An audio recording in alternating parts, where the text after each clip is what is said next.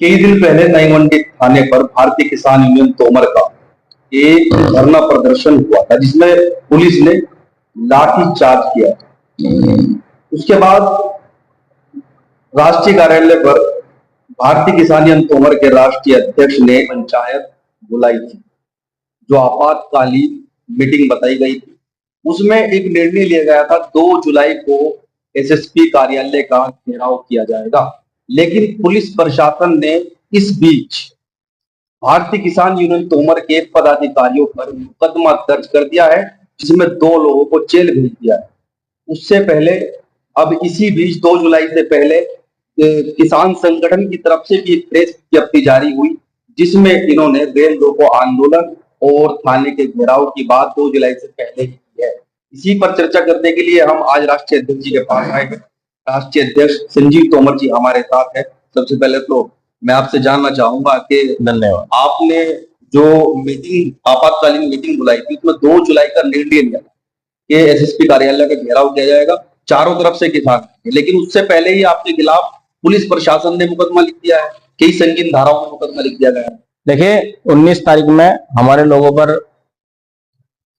वहां पर लाठीचार्ज हुआ मंडी थाने में। उसके बाद हमने एक आपातकालीन बैठक बुलाई थी जिसमें आप सब लोग मीडिया बंधु मौजूद थे, जिसकी हमने घोषणा करी थी कि भाई ऐसा कोतवाल जो ब्रिटिश काल का मुझे कोतवाल लग रहा, हमारी सरकार का कोतवाल नहीं हो सकता, जो ताली बजाकर किसानों का अपमान कर रहा, वो सस्पेंड हो, और जिन्होंने पुलिस वालों ने हमारे लोगों के चोट पहुंचाई उन पर मुकदमा दर्ज हो। तो हमने ये बात रखी थी, और उस बीच जो है पुलिस ने जो है हमारे लोगों पर 302 और महिला छेड़खानी जैसे गंभीर धाराओं में मुकदमा दर्ज करा, जिसमें लगभग 100 अज्ञात लोग हैं और 12 से 14 लोग मुकदमा दर्ज कर दिया, जिसके चलते 2 लोगों को जेल भी भेज दिया गया है।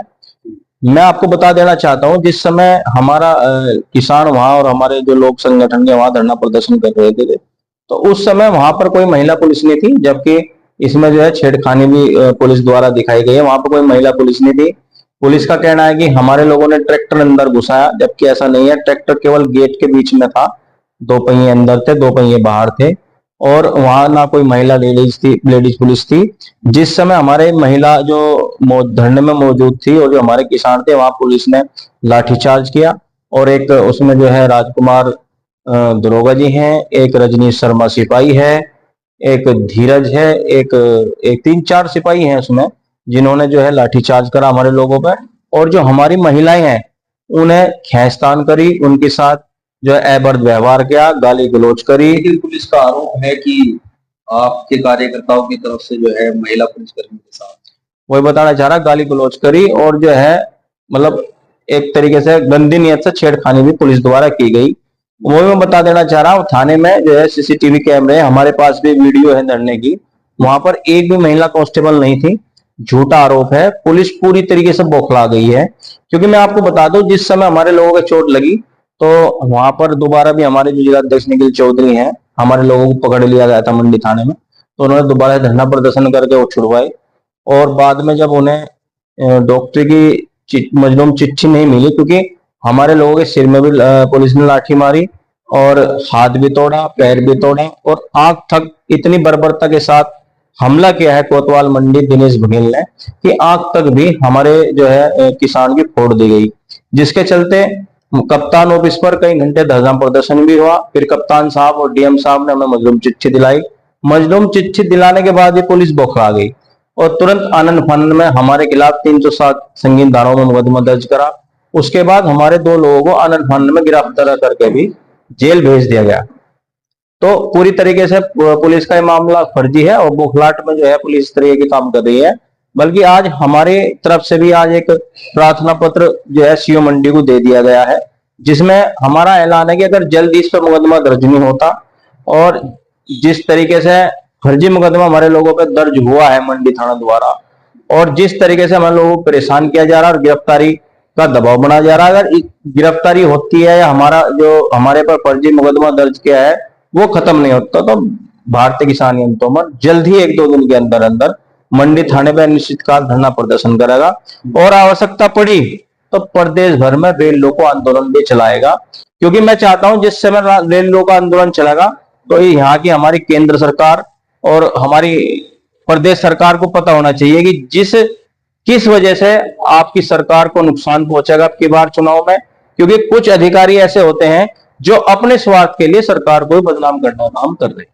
आखिर ऐसी वजह क्या रही कि जिस समय पुलिस ने लाठीचार्ज किया तो कई करे कार्यकर्ताओं को आपके हवालात में बिठाया, हिरासत में लिया गया, सॉरी, उसके बाद जैसे ही जिलाध्यक्ष पहुंचते हैं थाने में और धरने पर बैठ जाते हैं तो प्रशासन, पुलिस प्रशासन देख खुद पर आता है और सारे कार्यकर्ताओं को छोड़ देता है, वाहन भी छोड़ देता है।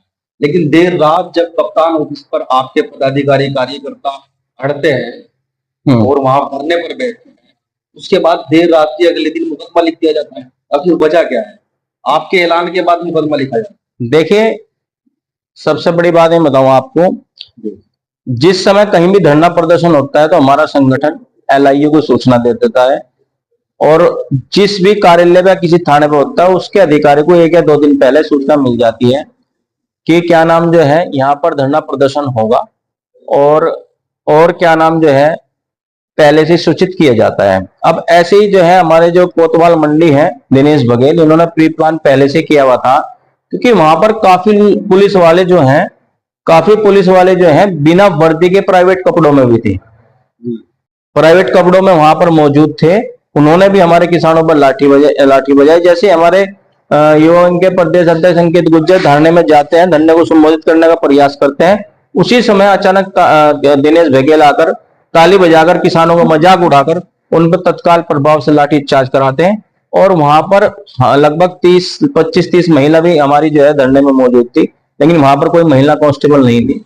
और किसी भी कानून में ऐसा नहीं लिखा कि जो है अगर कहीं जाती है पुलिस लेडीज कोई अपराधी है या लेडीज कोई के पास जाती है तो लेडीज पुलिस लेके जाती है, वहां पर ऐसा नहीं था। कहीं किसी कानून में नहीं है कि जो है लेडीज के साथ जो है जेंट्स पुलिस जो है बातचीत करे, कोई भी इस तरह का बर्ताव करे, लेकिन वहां ऐसा ही हुआ। हमारी महिलाओं को उठा गया, बदतमीजी करी, गाली गलौज करे गए, जाति सूचक शब्द भी कहे गए और मैं बता नहीं सकता मीडिया के सामने जो पुलिस वालों ने उनके साथ व्यवहार किया।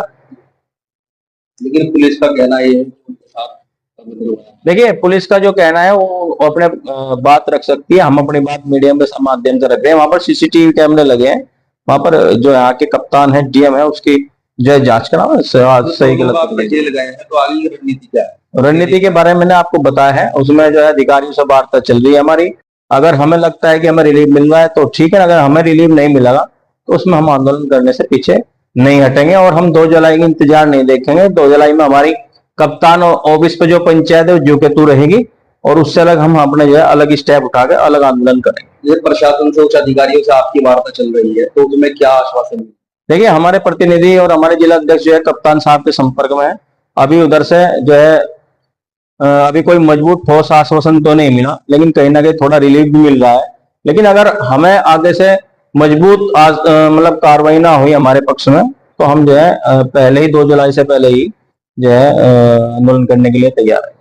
कई किसान नेता और कई लोगों के ऐसी प्रतिक्रिया आई है, कमेंट भी आए हैं कि आपने जो फैसला लिया है 2 जुलाई वो ज्यादा लंबा समय। देखिए मैंने पहले भी बताया था, मैंने पहले बताया था आपको कि हमारे एक प्रतिनिधि मंडल की DM साहब, कप्तान साहब से और CO सिटी CO मंडी से वार्ता भी हुई थी। उन्होंने कहा था कि हम आपकी जांच कराए हैं, तो उसमें ADM प्रशासन को जांच और CO सिटी को जांच सौंपी गई थी। उन्होंने कहना था कि 1 हफ्ते के अंदर हम आप लोगों को कुछ ना कुछ जो है इसमें रिजल्ट देंगे। इसलिए हमने थोड़ा 10 दिन का टाइम इसमें रखा है, क्योंकि जब प्रशासनिक अधिकारी और उच्च अधिकारी इस तरह की बात करें तो कहीं ना कहीं हमें उन पर विश्वास करना चाहिए।